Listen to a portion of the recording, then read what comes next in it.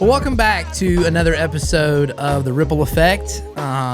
We are excited to talk about, in my opinion, and most, and if people don't agree, they're wrong. No, I'm kidding.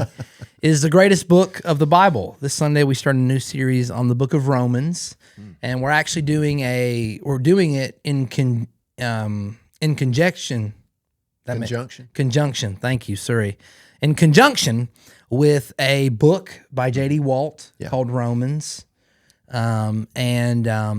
You want to start maybe talking a little bit about the book before we actually get into the book? Yeah. So the devotion book that we're using, written by J.D. Walt, he's, for those of you who may not know him, he's got a long history with the church, was the dean of the chapel at Asbury for years, started a publishing company called Seedbed, and really the purpose of that publishing company was to print materials that he believed would create another great awakening for the church. And so he's a pastor in Arkansas, a little town that I think he grew up in called Gillette, Arkansas. But We should go there and do a little duck hunting. yeah, that'd be fun. But he has written a great devotional book on Romans, and it's, even though Romans is 16 chapters, the devotion book is 13 weeks, broken up into 6 readings per week, and I think people are going to really enjoy it. If you want to get a taste of who JD is, you can go on his daily devotional that he puts out, and the name of it just left me. Of course. We're recording, of course, how it works. Of course. That's what happens in an old brain like mine. But anyway, JD's, I think people are going to really get into this. Yeah, I'm excited. I'm excited about this book. Obviously, with my history, this book carries a lot of, my spiritual hero and person, N.T. Wright, has given his life to this book. And so, the wake-up call is the wake-up call. Thank you. Which should be wake-up call. Glory to God. But yeah, this book is big. And, for a lot of people who maybe don't know, theologically, this is kind of considered Paul's like magnum opus.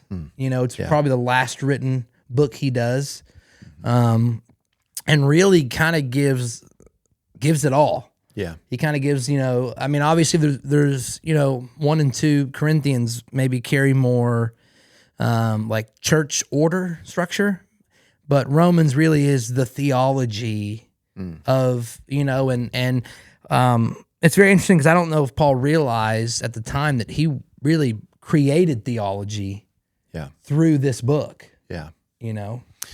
Romans, it has a long history with the church itself. I've been going back, kind of looking through my notes, and one of the things that's always been a hallmark work that I studied in seminary was Martin Luther's lecture on Romans. And as I was going back through some of that recently, I was reminded that Romans was really the study that Luther did that led to the Reformation. Wow. And he was developing it as lectures that he was giving as a professor of theology. But what he discovered in studying Romans that I think really applies for all of us is Romans gives us a fresh hearing of the gospel. It's like when we name the Gospels, we obviously think of Matthew, Mark, Luke, and John, but Romans is a fresh hearing of the gospel through the Apostle Paul, and really we could say in some ways it was Paul's gospel message. Yeah. So it's got a deep history of the church in that sense. There's a lot of the Gospels, especially like the synoptic Gospels, that are it's still a mystery. Like a lot of what's happened and is happening is still a mystery when you're reading them, because that's kind of the period. And Romans goes, let me crack the apple wide open and really kind of fleshes it, and there's this, Romans carries this interesting dichotomy of, one, Paul has to address now that Jews and Gentiles are both allowed in. What does that mean? What is salvation? how do we all play a role in this?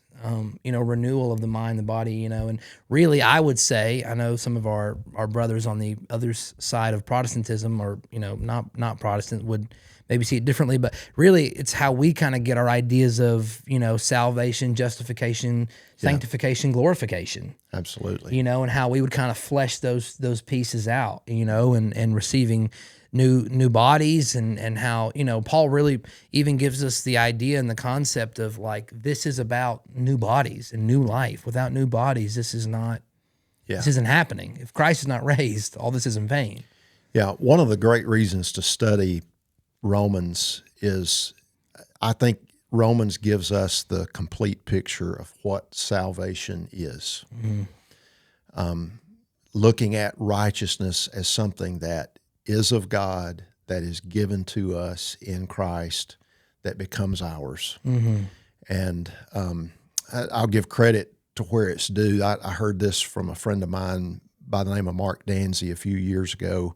You'll probably hear this again on Sunday because it's just too good not to say, but he said the best overview that he knows of Romans is that the first 11 chapters you can summarize by saying, look at how good God is.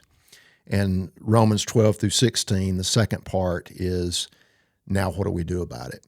How do we live differently because of this truth? And I think when you look at Romans through those eyes, you can begin to see it take shape. What Paul is trying to say through Romans is, for us with a Gentile background is, hey, you get in. There's a door open for you now that once was not open. And it's all good news. Look at how benevolent God is to do that for us.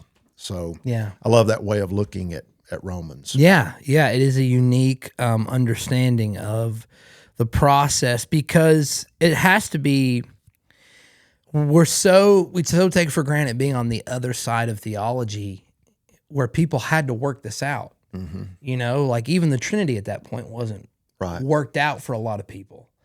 And so much of this for Paul in writing it is so raw, and he's been imprisoned. And I always find it funny in N.T. Wright's book, Paul, a Biography, talks about that, he's under house arrest for a good portion of it. So he's living pretty well as far as you can for house arrest. But they keep having to change the guard that guards his front door because he keeps getting them saved. So every time they bring one in, he gets them saved, and they have to bring a new one in. And it's like, this shows you how much of like Romans was in Paul. It wasn't just theology. It was his DNA. It was what he had come to really understand about all of this and discover. And it's a unique perspective because you can tell Paul is aware he's not going to make it very long. And so it was kind of like, let me give as much of it out as I can. It's long, it's broken out, and it's every section, every portion is so deep. Like you can honestly, I talk about, when I was reading through N.T. Wright's commentary on Romans, it's hilarious because he'll take, let's say chapter 3, verse 26, and his commentary will be like 26 section A, verse 26 section B, verse 26 section C, and then there's 9 paragraphs because it's just that deep. You can be and the cool thing is you can be as shallow as you want with Romans, and then you can go as deep as you want with Romans, and it carries all of it. Yeah, I know for some people, it's a reality that as they read through Romans, and this is why we, want to use the devotion book. For some people, Romans is a daunting read. You kind of can get tongue twisted in your mind as you're trying to read it and lose Paul's train of thought. What I would encourage, and I've always heard this in the past, is when you read Romans, read between the therefores. Yeah. It's like, this is one argument that Paul is making that continually builds from the very beginning to the very end. So, if you kind of see it like that, it's an argument that's continually building on itself. Yeah, especially 1 through 11. Yeah. So therefore, what read between the lines and he gets to another therefore, it just leads to one after another. Just kind of take it in sections like that and just try to grasp what he's saying in that section. Yeah, for sure. It's a really great. And I'd say, like, you know, when we're going through books of the Bible, find resources. When we're doing stuff like this, like there's Bible Project, Yes. there's YouTube, Yeah. there's other commentaries. You know, there's a really good, like, N.T. Wright has one called Romans for Everyone, and it's it's a companion read with it. Like, there's all types of stuff that I think when we get into a book of the Bible, it's really good to say, okay, I'm going to give my time to this book during this season, you know? Yeah. And I would encourage anyone listening who's going to join us in this. You know, we're starting this April 12th. Actually, the reading's April 6th, but from Easter all the way to July the 4th. And, you know, you hear something that we're going to do for 13 weeks and you know, it can be a temptation to check out. But Romans is not something that you want to just check out on. I mean, with every movement of that letter and as we study through it, not only is it building upon itself, but there's something new for us to hear and to learn that deepens our faith and our understanding of salvation. Yeah, for sure. Well, we encourage you, get the books. They'll be available at the Resource Hub. They're $20 a book, but we encourage you to, and it's something I think you can do every year. Yes. You can do that devotional every year. It won't, hopefully this will be a resource for people, something they can go back to and go back through. Yeah, over and over and over again. And so we're really excited about this. We're going to spend some time of the podcast kind of going through Romans 2 and giving it some time to other topics. But we're really excited. We really believe this book will, and this series will really open up the gospel in a fresh new way. And so we hope that you'll join us on this. If you have any questions about Romans, please feel free, email us, contact us. I can talk about this book every day the rest of my life. And so it's a really great time. And so we'll see you on the next episode, and we really hope you enjoy this new series we do on the book of Romans.